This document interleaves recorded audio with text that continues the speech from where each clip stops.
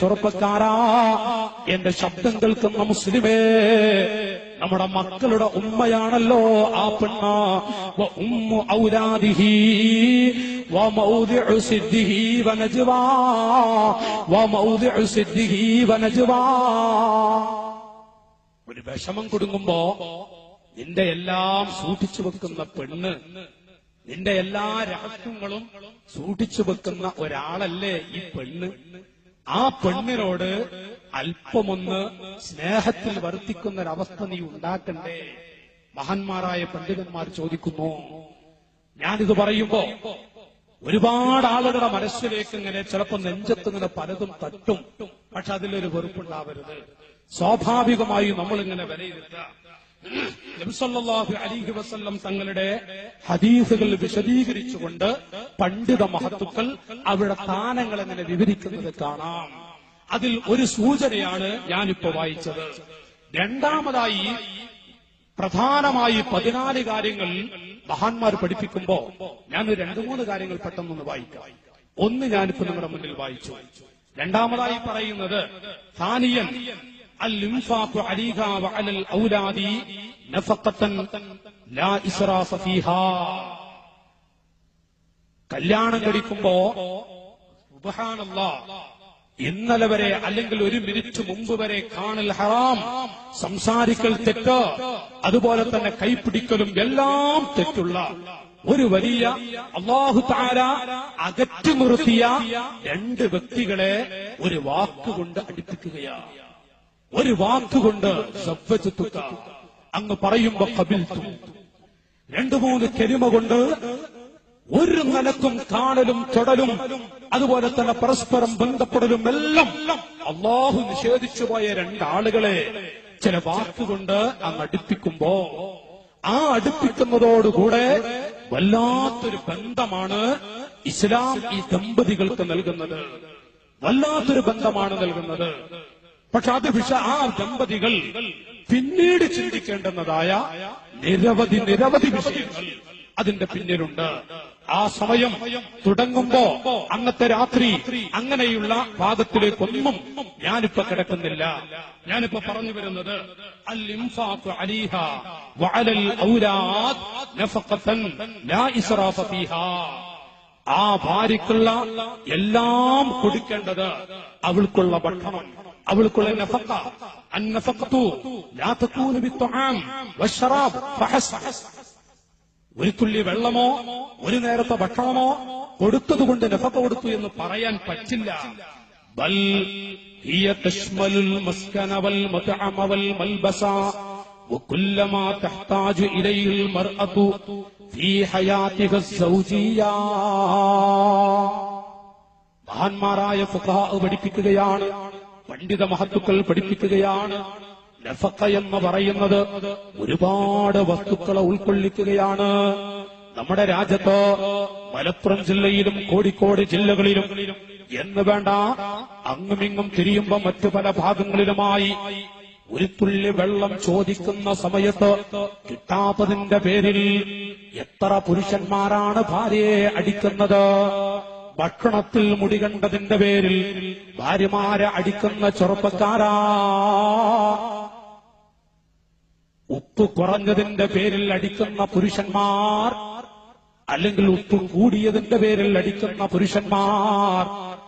എന്റെ ഈമാനുള്ള കൂട്ടുകാരെ, നമ്മുടെ മനസ്സിലുള്ള ചിന്ത എന്താണ്?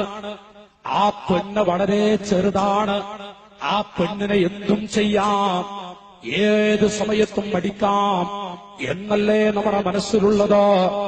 ആ പെണ്ണിന് ഇസ്ലാം കൊടുത്ത പവറ് നാം ഒന്ന് വായിക്കുമ്പോ നമ്മുടെ മനസ്സ് പൊട്ടില്ലേ? പടച്ചവരെ, ഞാൻ എന്റെ ഭാര്യ എത്ര ചീത്ത പറഞ്ഞിട്ടുണ്ടോ, ഞാൻ അവിടെ കൈയൊന്ന് പിടിച്ച് പൊരുത്തപ്പെടിക്കണം. ഞാൻ എന്റെ ഭാര്യ എത്ര പ്രാവശ്യം അടിച്ചിട്ടുണ്ടോ, അവിടെ കൈയൊന്ന് പിടിച്ച് പൊരുത്തപ്പെടിക്കണം. നാളെ എന്റെ റബ്ബിന്റെ കോടതിയിൽ എനിക്ക് രക്ഷ വേണോ? ഖുദൂഹു യാ മലായികതീ, മലക്കുകളെ മുസ്ലിമീങ്ങളെ, നരകത്തിലേക്ക് വലിച്ചെറിയണം ഈ മനുഷ്യരെ. ഒരു തുള്ളി വെള്ളം കൊടുത്തു പോകണ്ട, ചോദിക്കുന്ന സമയത്ത് കൊടുത്തു പോകണ്ട എന്ന് പറയുന്ന രംഗം. ആ സമയത്ത് എന്റെ ഭാര്യ എനിക്ക് കേടായി സാക്ഷി നിൽക്കുമ്പോ ഞാൻ എത്രമാത്രം ശിക്ഷ അനുഭവിക്കേണ്ടി വരും.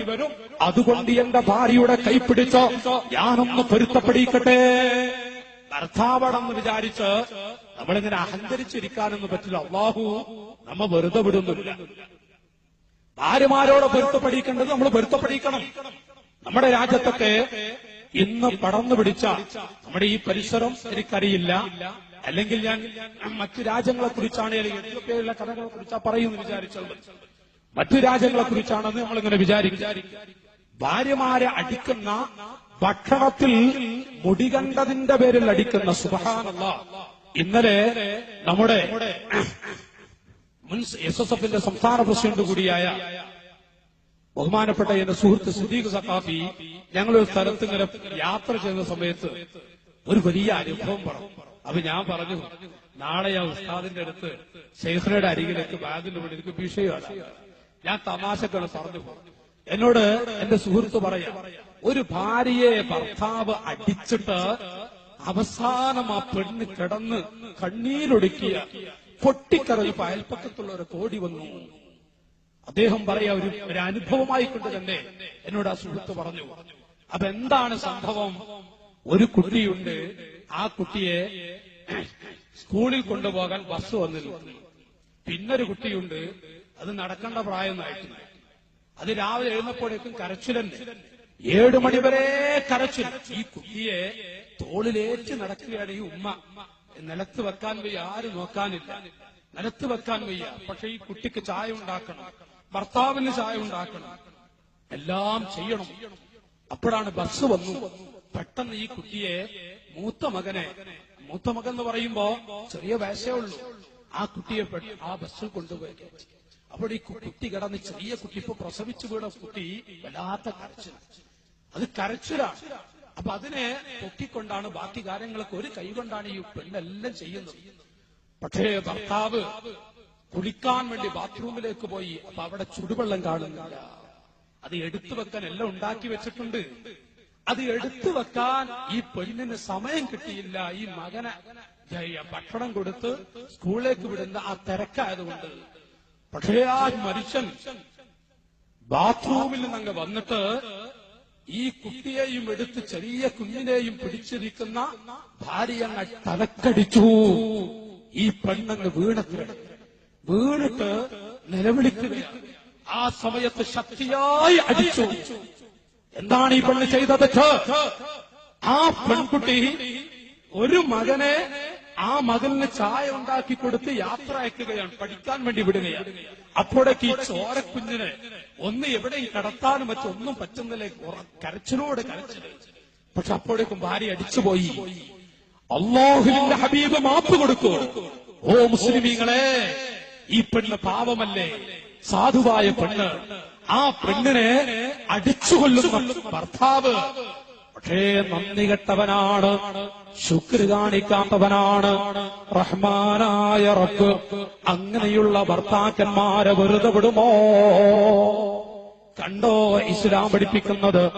അൽ ഉദ്മു വല്ലഹ്മു كعادة البلد ويختمون في القدر أحد لها ثمار وقميص ولباس بحسب عادة وفي السيف مداس. സുബ്ഹാനല്ലാഹ്. ആരാണ് ഭാര്യമാർക്ക് ഭക്ഷണം കൊടുക്കേണ്ടത്? ഞാനിപ്പോ പറയുമ്പോ എന്റെ വിട്ടുനിന്ന് കേൾക്കുന്ന എന്റെ യുവാക്കൾ, എന്റെ ജ്യേഷ്ഠ സഹോദരങ്ങളെ, ഞാനങ്ങ് പറയട്ടെ, നിങ്ങൾക്കൊരു വെറുപ്പുണ്ടായി പോകരുത്. ആരാണ് ഭക്ഷണം ഉണ്ടാക്കേണ്ടത്? നമ്മുടെ നാട്ടിലൊക്കെ ഈ വാഴ് കേൾക്കുന്ന നിങ്ങളിങ്ങനെ വിലയിരുത്തുക, നമുക്ക് ഭാര്യയാണോ ഭക്ഷണം ഉണ്ടാക്കി തരേണ്ടത്, നമ്മൾ അവർക്കാണോ? സുബ്ഹാനല്ലാഹ്. ഞാനിപ്പോ ഇത് പറയുമ്പോ ചിലപ്പോ നമ്മുടെ അല്ലെങ്കിൽ ശബ്ദം കേൾക്കുന്ന ഉമ്മമാരൊക്കെ നമ്മുടെ ഭാര്യമാരൊക്കെ ഉണ്ടെങ്കിൽ നാളെ തുള്ളി വെള്ളം കിട്ടില്ല, ഒരു തുള്ളി വെള്ളം കിട്ടുമല്ലെന്ന് നോക്കേണ്ടി വരും. കാരണം ആരാ ഭക്ഷണം ഉണ്ടാക്കി കൊടുക്കേണ്ടത്? ഭാര്യമാർ. ചെലവെടുക്കാൻ പറ്റുമോ? ഞങ്ങൾക്ക് മഹറും തൊഴിലും കൊടുക്കാൻ കഴിയോ? എങ്കിൽ കല്യാണം കഴിച്ചോ. കഴിയൂലെ, നോമ്പ് പിടിച്ച് നടന്നോളൂ. എങ്ങനെയാണ് ചെലവെടുക്കൽ? നമ്മളൊക്കെ കടയിൽ പോയി കുറച്ച് അരി വാങ്ങിക്കൊണ്ടുവന്ന് കുറച്ച് ഇറച്ചിയും കൊണ്ടുവന്ന് ഭാര്യയുടെ മുന്നിലങ്ങ് വെച്ചാൽ മതിയോ? പോരാ. ഇത് ഞാനിപ്പോ ഒന്ന് പറയട്ടെ. കുറച്ച് അരി വാങ്ങിക്കൊണ്ടുവന്ന് ഭാര്യയുടെ മുന്നിലങ്ങ് ഇട്ടുകൊടുത്തത് കൊണ്ട് കടമ തീരോ? ഒരിക്കലും പറ്റില്ല. ആരാണ് ഭക്ഷണം ചോറ് വെച്ചു കൊടുക്കേണ്ടത്?